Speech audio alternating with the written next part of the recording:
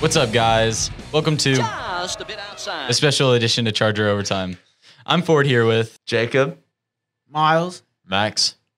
and we just have a very exciting show today talking about the recent spaz of injuries that have infected the NFL and a special hot seat cool throne topic. Let's go.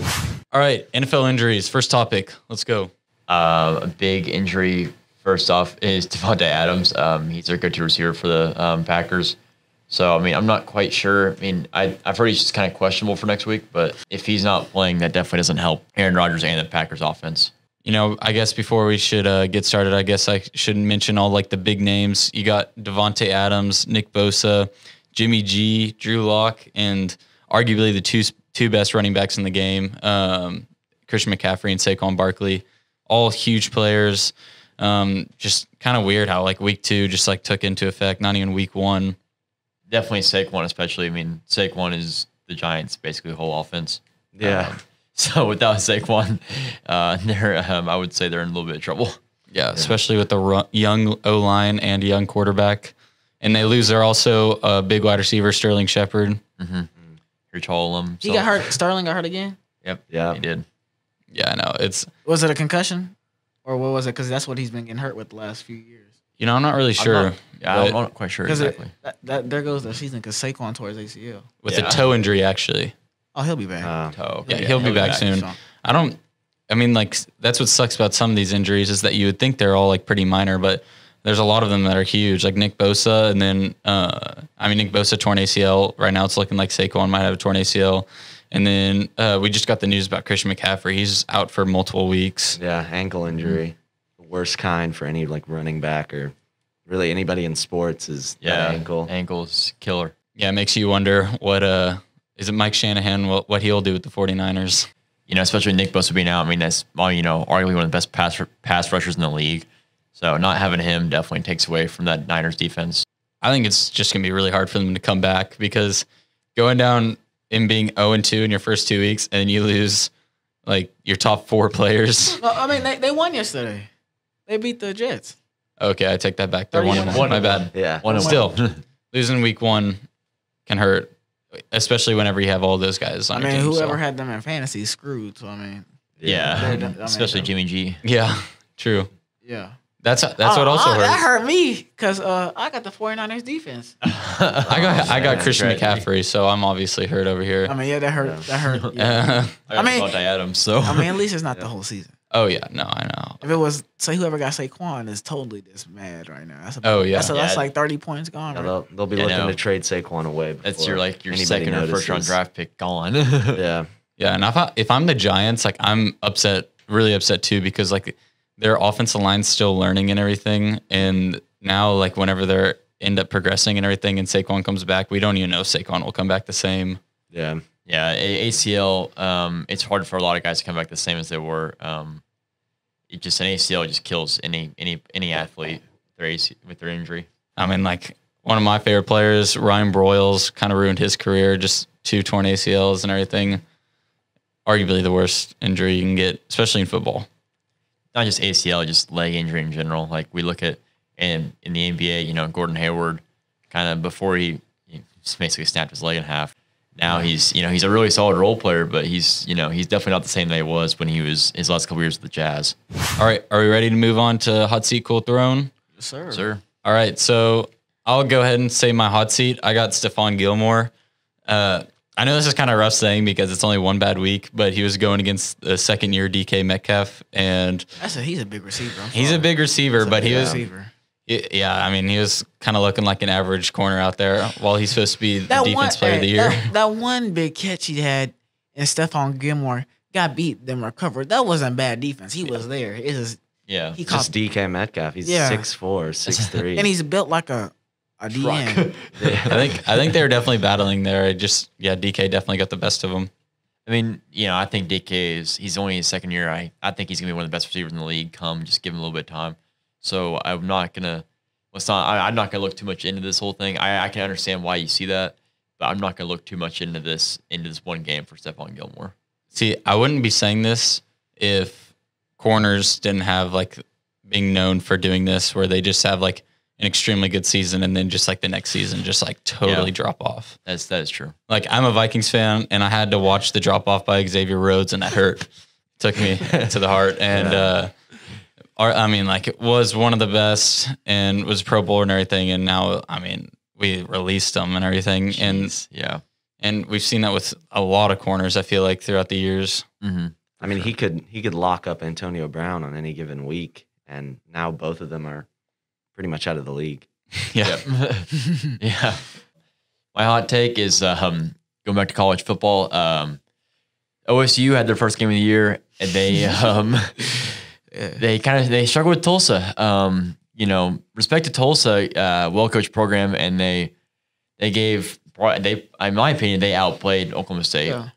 They just kind of got beat by a lack of talent, more than anything else. Now granted, take it with a grain of salt with OSU had the third string QB in by the end of the game. But I think the biggest thing was Chuba Hubbard. He didn't have 100 yards rushing, and he had 25 carries. So, the guy who we expect to be a Heisman candidate, if not maybe win the Heisman. Oh, yeah. Really, really struggled, and we didn't see Tylan Wallace come back either. He came back after an injury last year. He came back, and we didn't see him do much either. So I thought, I know the first half Tylan Wallace was struggling, didn't have any catches or anything, but he kind of came out in the second. You're half. right, he did. With that third string QB, there's a little connection there. Yeah, you're right. What I gotta say about OSU is, I watched the game from the jump start, and I feel like Tulsa kind of had their number from the jump. When Tulsa was on defense, you guys are talking about how Chuba Hubbard didn't really get that many yards, but if you watch Tulsa's defense, they was in the backfield almost every time. You're right. And like literally, they were in the backfield almost every time. And I thought that, but Tulsa always plays up for OSU and almost always beats them. Mm-hmm. So, I mean, I wasn't surprised that they struggled with Oklahoma State. But I'm not just saying this because I'm a Boomer Sooner. I'm Boomer Sooner. Right? Yeah. I'm OU. I'm an OU guy. I'm not just saying that because I'm this OU guy. But Oklahoma State, I never thought they were going to be what everybody's saying in the predictions that they're going to win the Big 12, because if you think about last year, half their team was hurt. And now they're trying to get the chemistry back. Right, you're right. The AP poll, I think they recognize it too. OSU fell down 4 spots. Yeah. They're one of the biggest drops. And plus, Tulsa last year had the 51st defense in the country, which is really solid for a Group of 5 program like Tulsa. So their defense definitely was. I was a little bit surprised that OSU was held to 16, but with the backup QB and Tulsa having a 51st defense in the country last year, that's Tulsa's a well-coached program, so they definitely. What else was sad for OSU is your third string plays better than your second string. Yeah, that was an issue. That was a big bad. issue. That looks bad on the quarterback coach for judging. I'm not saying he might be the second string might be a practice player, but like, hey, okay. But OSU fans are probably pretty happy because that was a true freshman that came in, right? Yeah. So But I wouldn't be happy because Spencer Sanders is hurt. I don't know if it's a bad injury. I know it was his ankle and he didn't come back, but like he's a dual threat. He's not just. See, I'm not going to bash OSU just yet. I'm not either. I'm just like. Yeah, no. Obviously, they look bad. That's what I'm saying. If you guys saw my top 10, I stuck them in my top 10 for like this year because but I still had them as third in the Big 12 because I think the Big 12 is very top heavy, like terrible conference, but I think OU still got the top spot. Texas at number 2, and then it's kind of a who's a dark horse though in the Big 12? Excuse me, friend. No, you're good. Kansas. Ooh. They lost to Coastal Carolina. Did they lose to Coastal Carolina? I know that. I know y'all like they lost, but like I'm just saying that because Les Miles is the new head coach. Yeah, okay, that's true. It's Les Miles. Let's think about it. They gotta do something more. He turned around OSU's program, then he turned around LSU's and won a couple of championships. He did, and he can recruit.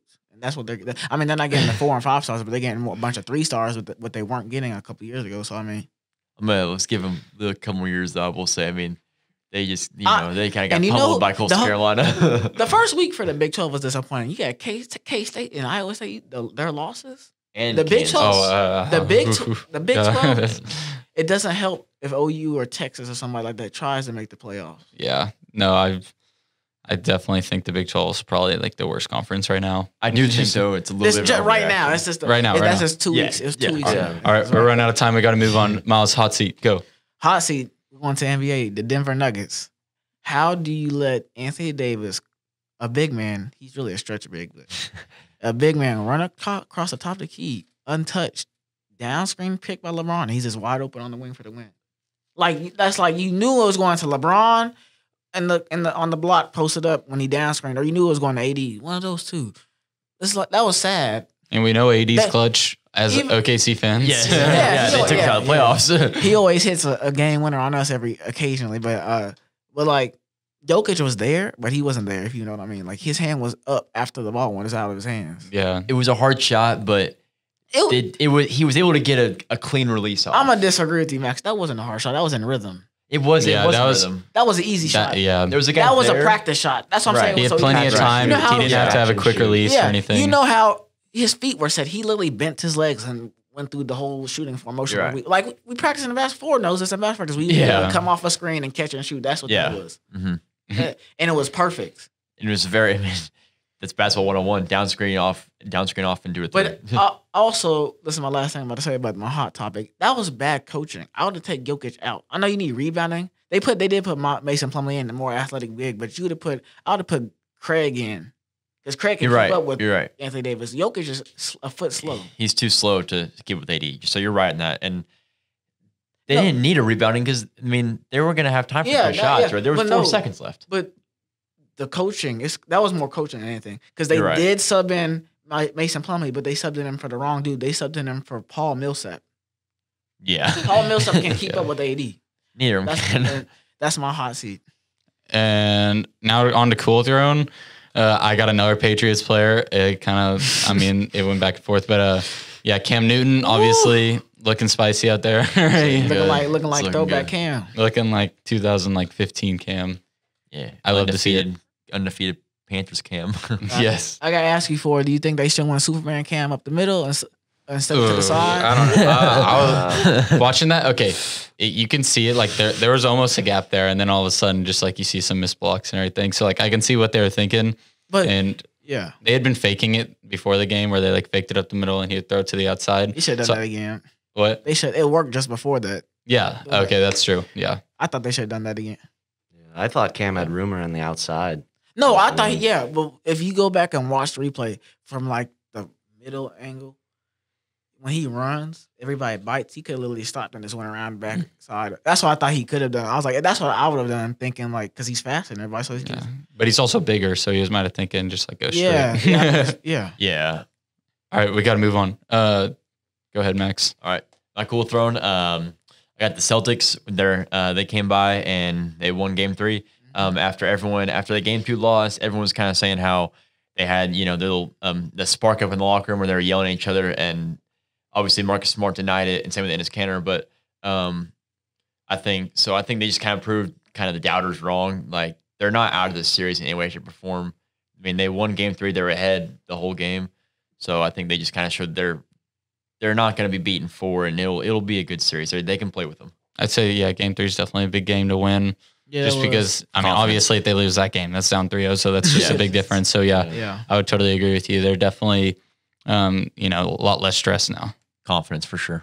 My Cool Throne is the Chargers. They made Patrick Mahomes feel like he was about to lose a game for once in a long time. I mean, I feel like everybody kind of thought in the Super Bowl, the Chiefs might have lost that game at one point in the game, but the Chargers really look good. Like, their defense looks solid.